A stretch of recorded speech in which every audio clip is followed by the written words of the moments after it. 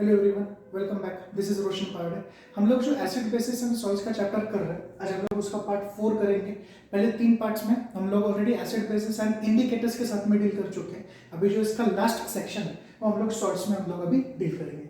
सबसे पहले एसिड को डिफाइन कर लेंगे कि एसिड क्या है, और फिर हम लोग उसका क्लासिफिकेशन आगे देखते हैं कि जो एसिड और नॉर्मल सॉल्ट है इसको कैसे क्लासीफाई किया है। अब सॉल्ट जो है it is an ionic compound. जो सॉल्ट होना चाहिए वो आयोनिक मतलब पॉजिटिव नेगेटिव चार्ज उस पे आना चाहिए, विच डिसोसिएट्स टू ईल्ड। अगर वो डिसोसिएट हुआ तो उसने ईल्ड करना चाहिए पॉजिटिव आयन, वो पॉजिटिव आयन ईल्ड करेगा बिकॉज उसमें पॉजिटिव चार्ज है। लेकिन जो पॉजिटिव चार्ज वो ईल्ड करेगा that should be other than hydrogen. वो हाइड्रोजन नहीं होना चाहिए। पॉजिटिव चार्जेस बहुत आते हैं, हाइड्रोजन नहीं होना चाहिए। एंड जो नेगेटिव आयन होगा वो OH माइनस आयन नहीं होना चाहिए। यानी कि बेसिकली अब देखो NaOH प्लस HCl लिया मैंने, क्लियर। अब देखिए इसमें क्या होगा, जो मेरा रिएक्शन होना चाहिए, जो आयोनिक कंपाउंड बनना चाहिए वो H और OH के अलावा बनना चाहिए। बिकॉज जब मैं H प्लस जब मैं H और OH को कंबाइन करूंगा तो मुझे वाटर मिलेगा। वाटर को मैंने डिसोसिएट किया तो मुझे H plus and OH minus मिलेगा। लेकिन सॉल्ट का डेफिनेशन क्या है, other than H plus and OH। मुझे H प्लस और OH नहीं चाहिए। मतलब जब भी एक बेस और एक एसिड कंबाइन होगा तो जो चीज प्रोड्यूस होगी वो सॉल्ट होगी, क्योंकि अब ये सॉल्ट जो होगा that will B other than H plus and OH, because H plus and OH is giving me water. तो आपको यहाँ पे याद क्या रखना है, ये डेफिनेशन अगर थोड़ा इनडायरेक्टली देखा जाए तो न्यूट्रलाइजेशन को इक्वल है कि भाई आपको बेस और एसिड को मिक्स करना है, सॉल्ट जनरेट होगा, लेकिन H प्लस और OH माइनस नहीं होना चाहिए बिकॉज वो आपको आगे वाटर प्रोड्यूस करके देगा।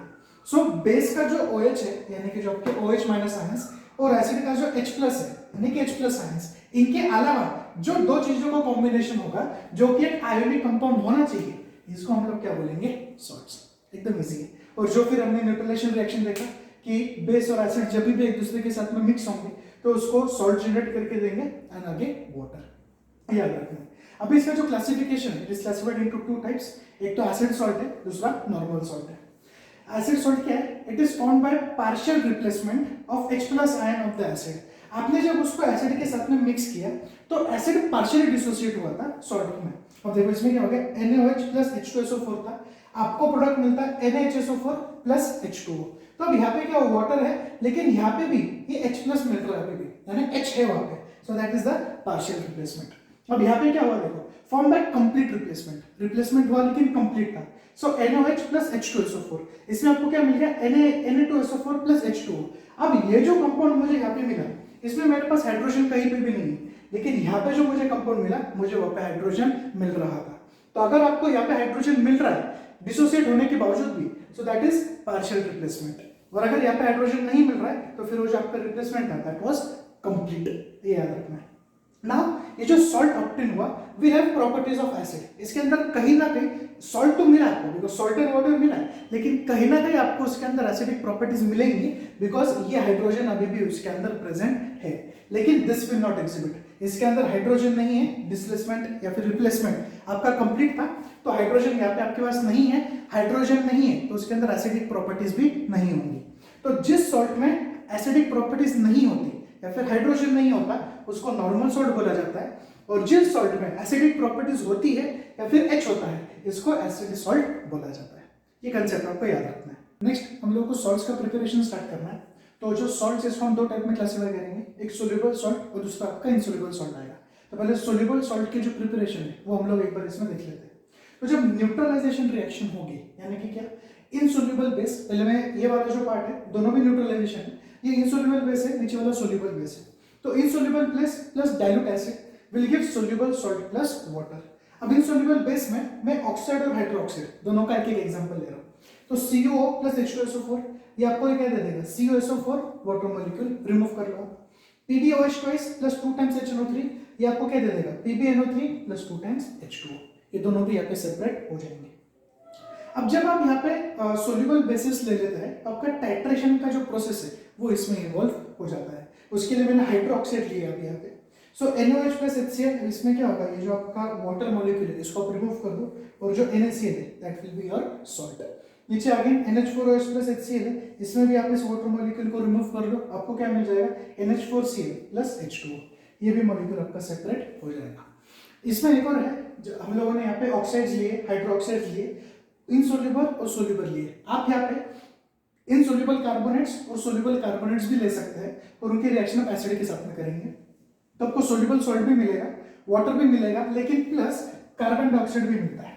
तो कार्बोनेट्स में याद रखना है सोल्यूबल हो या इनसोल्यूबल हो, कार्बन डाइऑक्साइड भी उसमें इन्वॉल्व होता है, ये बात आपको याद रखनी है।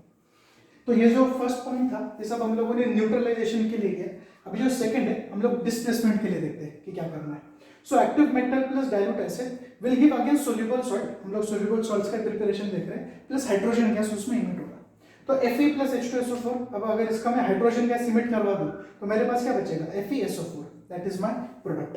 Zn प्लस H2SO4 है, हाइड्रोजन गैस इवॉल्व करवा दिया मैंने, तो Zn प्लस H2SO4। तो हम लोग क्या कर रहे हैं, H2 की जगह पे Fe को डिस्प्लेस कर रहे हैं, तो डिस्प्लेसमेंट हो गया यहाँ पे। Mg plus H2SO4, sorry Mg plus HCl, तो ये जो H है यहाँ वो मैं रिमूव कर लूंगा तो MgCl2 मिल जाएगा मुझे एंड हाइड्रोजन गैस लिबरेट हो जाएगा।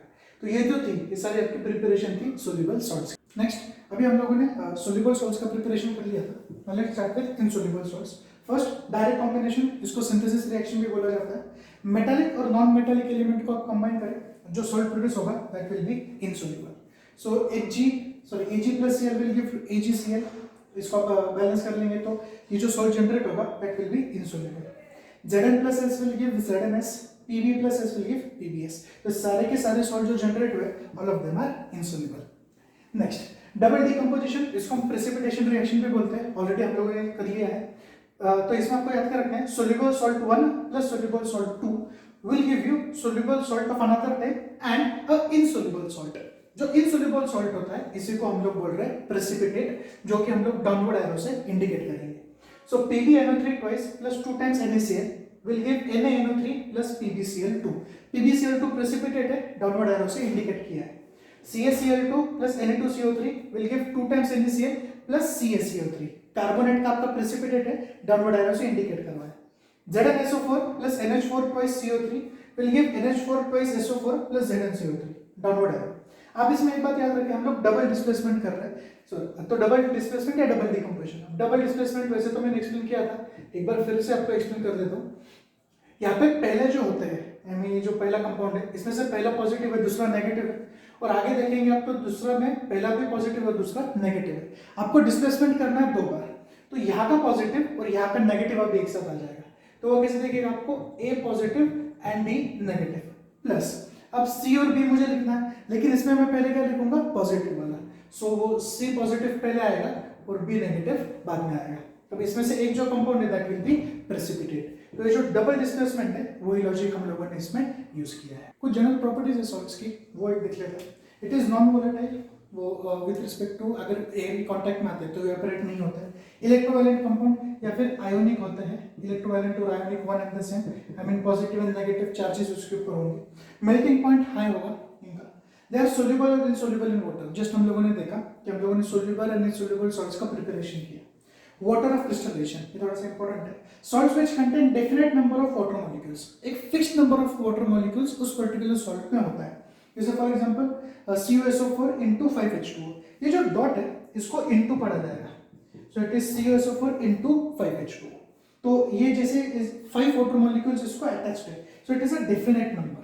ये 5 को हम लोग यहाँ पे चेंज नहीं करेंगे, अगर नंबर आपने चेंज किया तो सॉल्ट भी चेंज करना पड़ेगा। ऐसे इसको बोला जाएगा वाटर ऑफ क्रिस्टलाइजेशन।